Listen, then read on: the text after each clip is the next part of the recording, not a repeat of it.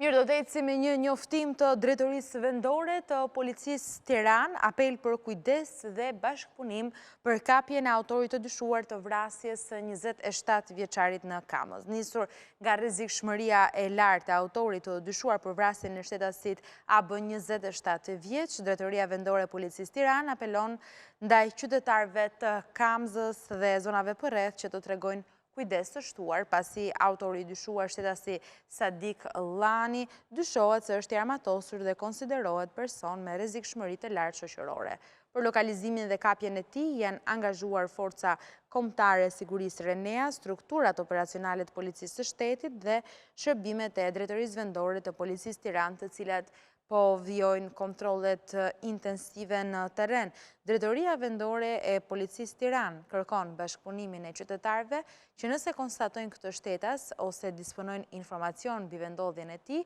të mos ndërhyjnë në asnjë mënyrë, por të njoftojnë menjëherë policinë në numrin 069 41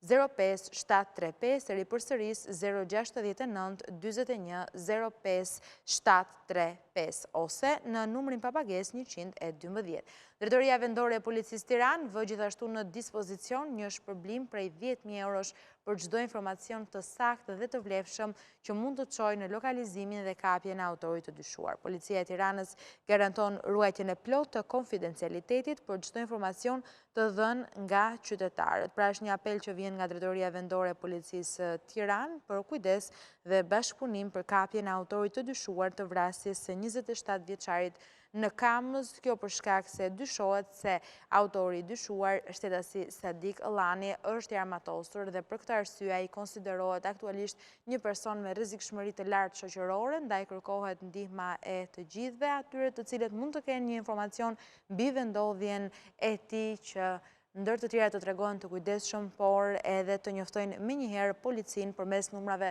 të saj të vënë në dispozicion, gjithashtu edhe një shpërblim prej 10.000 eurosh për çdo informacion të saktë që mund të çojë në lokalizimin dhe kapjen e autorit të dyshuar.